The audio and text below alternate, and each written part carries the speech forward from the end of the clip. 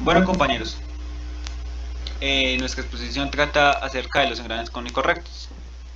Nuestro grupo está conformado por Miguel Lara y Juan Suárez. Yo les voy a dar una breve introducción sobre estos tipos de engranes y mi compañero les va a explicar sobre las fuerzas en estos engranes. Características. Estos son utilizados para reducción de velocidad con ejes de 90 grados. Estos efectúan la transmisión de movimiento de ejes que se cortan en un mismo plano, generalmente en ángulo recto, por medio de superficies cónicas dentadas. Los dientes se convergen en el punto de intersección de los ejes. Esta es la forma más simple de engranaje cónico. Esta se asemeja a un engrane recto, pero con un perfil cónico en lugar de un cilíndrico. En los juegos de engranajes cónicos rectos, cuando cada diente se acopla e impacta de golpe con la cara lateral de un diente de la otra corona, por lo que llega a ser un problema. Para resolver este problema, se curvan los dientes, haciendo el contacto más gradual. Estos son utilizados también para reducción de velocidad con ejes de 90 grados. Y los usos son usados en relojes antiguos, taladros de dentista, taladros de mano o máquinas de ventas expendedoras. También se usan en ciertos sectores como el de manipulación de materiales. Es común verlos en equipos de envasado y enlatado de alimentos, en equipamientos para el césped y el jardín, en máquinas como los tornos y las fresas, en sistemas de compresión para los mercados de petróleo y gas y en válvulas de control de fluidos. Se usan también en transmisiones diferenciales que pueden suministrar potencia a dos ejes que giran en diferentes velocidades. Funciones. Son útiles para verificar la transmisión del movimiento que se produce entre aquellos ejes que se cortan dentro del mismo plano. Estos casi siempre ángulos de 90 grados. Bueno, también cabe resaltar que sus dientes rectos se presentan sobre superficies de características cónicas gracias a un fresado en su superficie exterior, la que le llega a la forma de engranaje cónico recto. Aunque también se emplean para una reducción de velocidad en los ejes de 90 grados, también es posible que trabajen a escalas de 45, 60 o 70 grados. A diferencia de los engranajes cónicos helicoidales, utilizan una superficie de contacto. Ver en la figura. También algunas ventajas que tienen es que son fáciles de diseñar y fabricar. Pueden ser utilizados aproximadamente para transmitir una gran cantidad de potencia de hasta 50.000 kilowatts. Tienden a ser más eficientes si se compara con un helicoidal del mismo tamaño.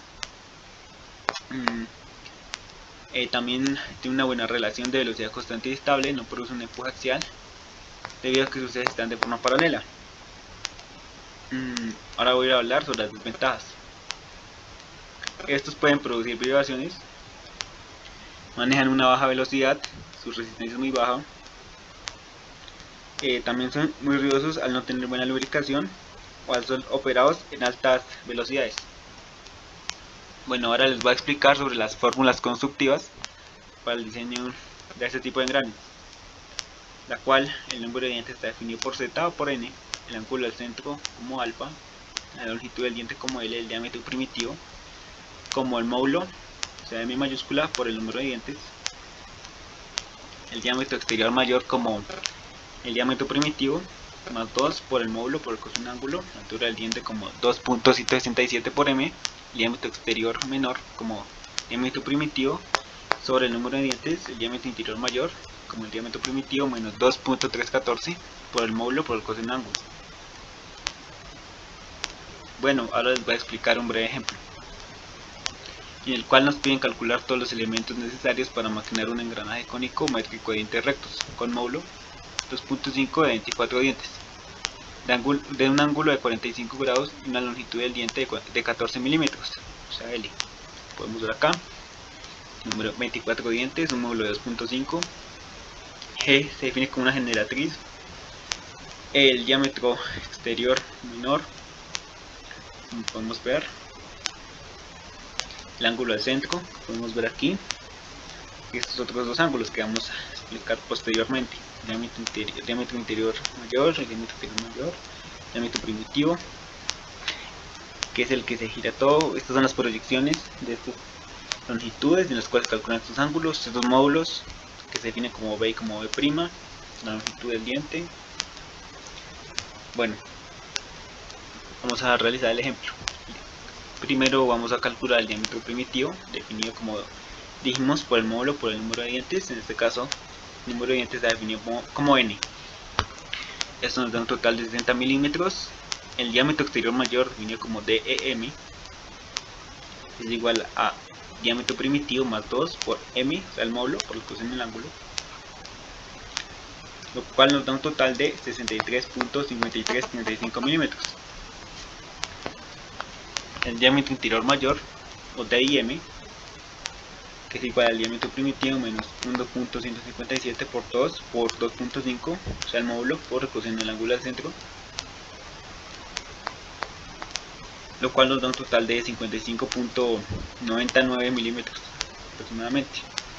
La generatriz, la longitud de esta, sobre el cono primitivo G. Bueno, esta no la definimos anteriormente, pero la fórmula de esta es diámetro primitivo sobre 2 seno del ángulo. Esta nos da un total de 42.42 milímetros. Por lo cual, ahora vamos a calcular el ángulo correspondiente al módulo, cual está definido como la tangente del módulo, es igual el módulo B, está definida como el módulo inicial sobre la generatriz que calculamos anteriormente, lo cual nos da un total de 3.37082 grados, lo que significa que el ángulo de este módulo, correspondiente al ángulo, es muy pequeño. Vamos a ver. Ahora vamos a calcular este otro módulo que se deriva del anteriormente mencionado, que es igual a 0.157 por el módulo sobre G.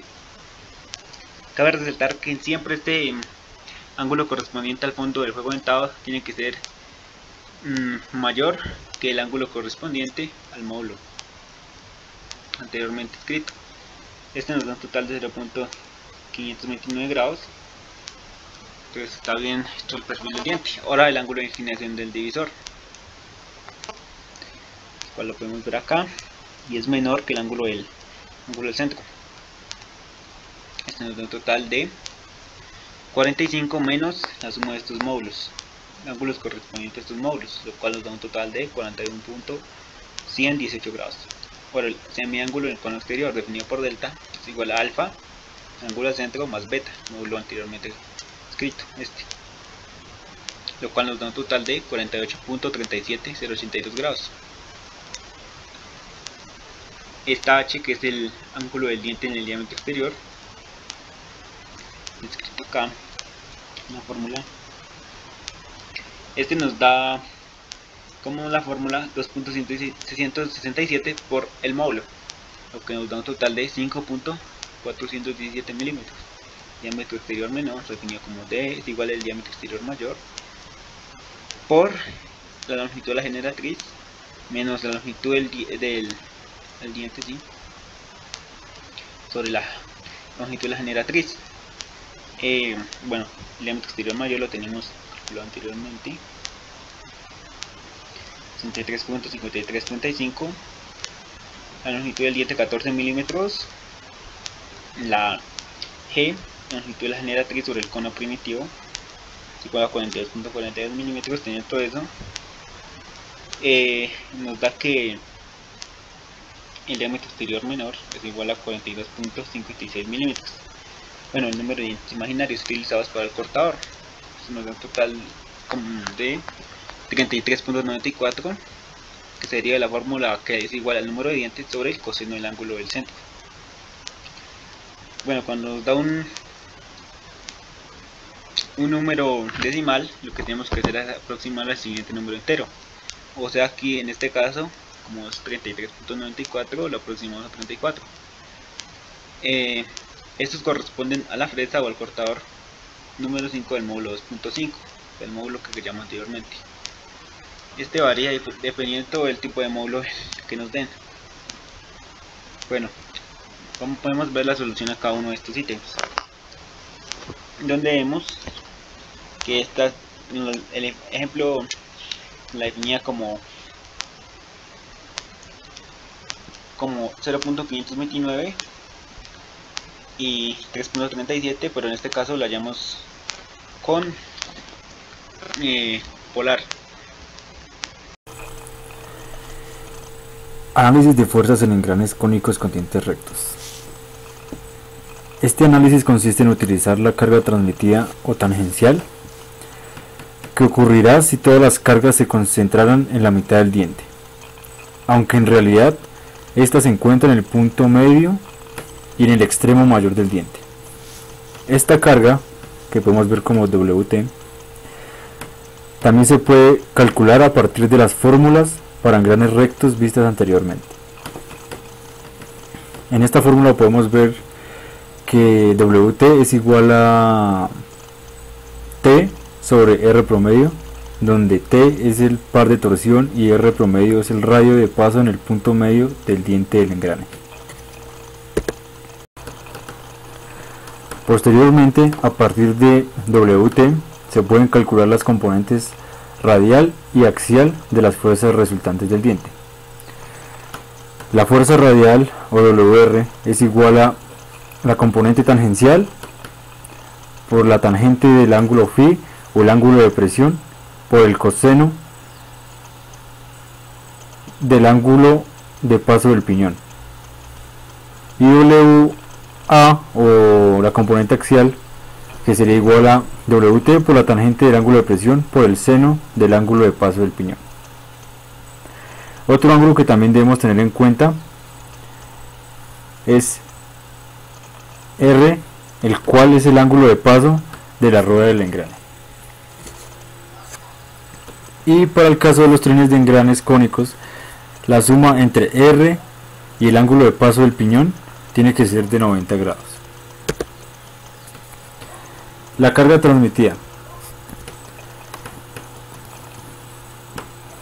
En el sistema inglés la podemos representar como WT, que sería igual a 33.000 por la potencia sobre la velocidad de línea de paso.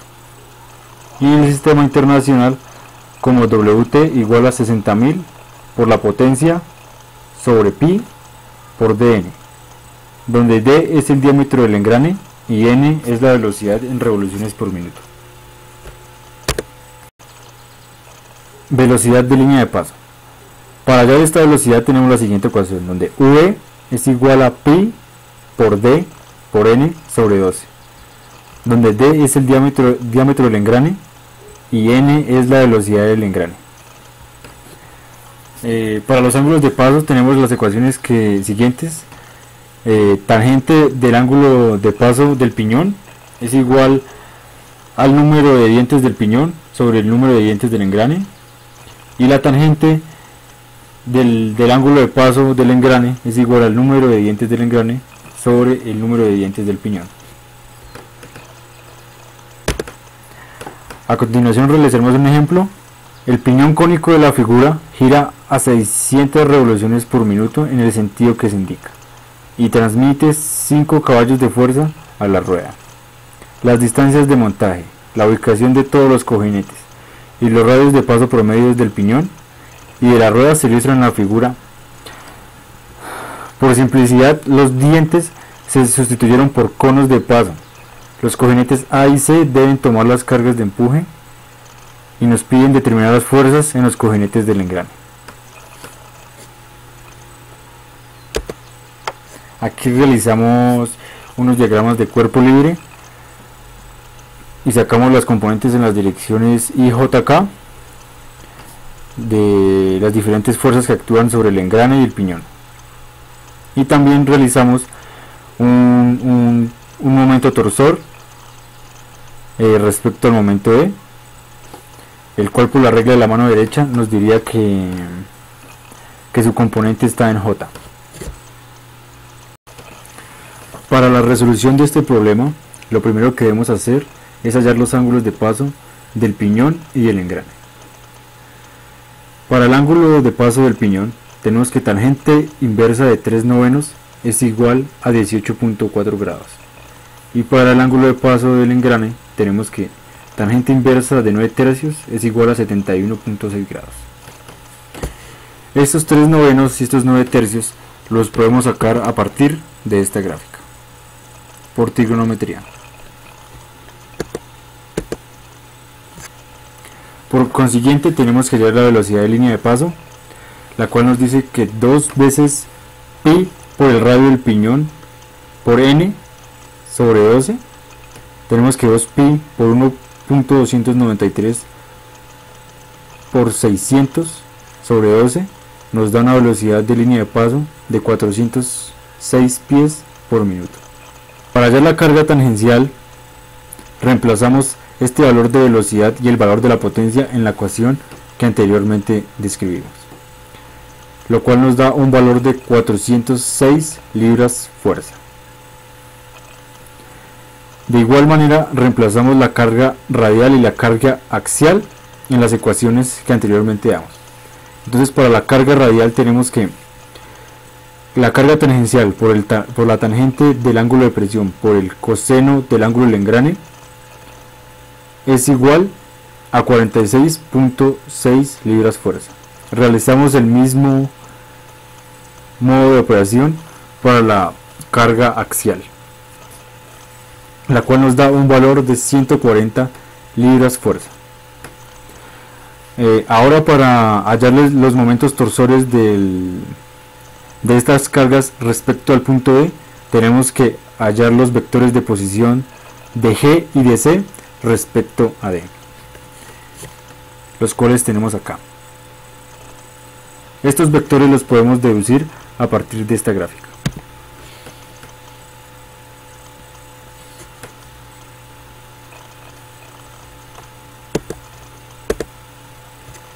Bueno, tenemos que hacer una sumatoria de momentos en el punto D, el cual nos dice que el vector posición de G respecto a D, cruz la carga W, más el vector posición de C respecto a D, cruz la fuerza en C, más el momento torsor, es igual a 0.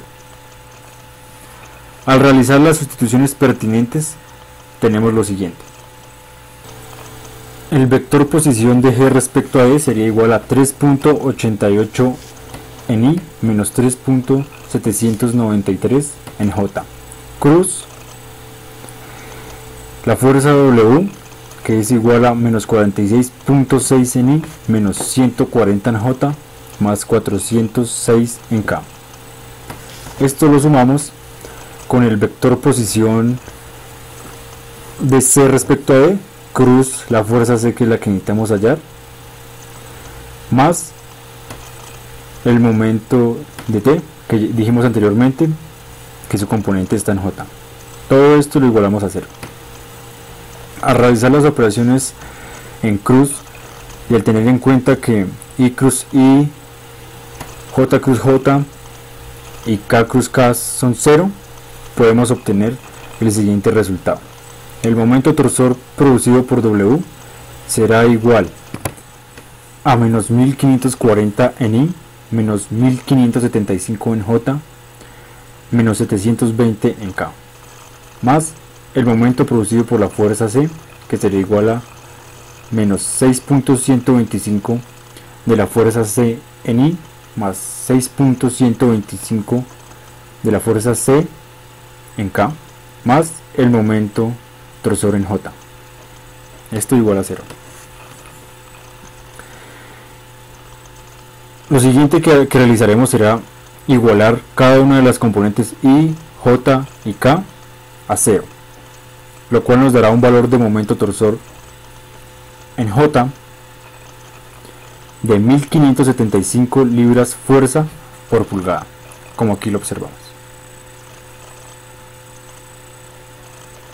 De igual manera, para la fuerza C en X, que sería igual a 118 libras fuerza, y la fuerza C en Z, que sería igual a menos 251 libras fuerza. Lo siguiente que realizaremos será una sumatoria de fuerzas igual a 0. De la fuerza D más la fuerza C más la carga W. Y analógicamente a lo que realizamos anteriormente, igualamos cada una de las componentes a 0, lo cual nos da un valor de la fuerza de C en Y de 140 libras fuerza.